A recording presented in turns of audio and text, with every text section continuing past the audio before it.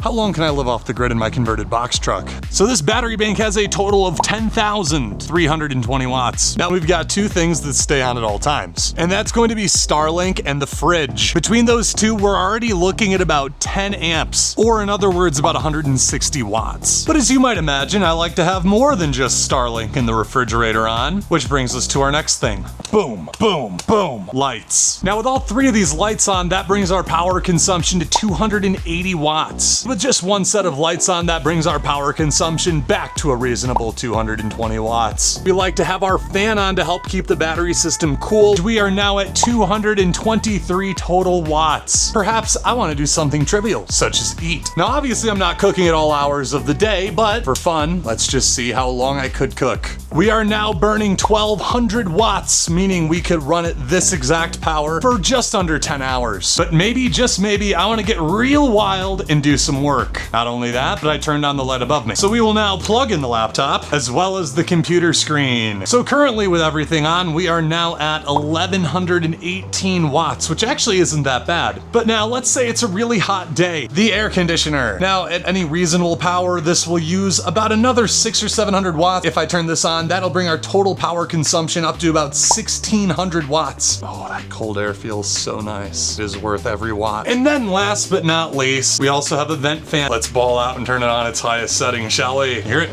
And I guess we have a bathroom light on. So where does this bring our running total?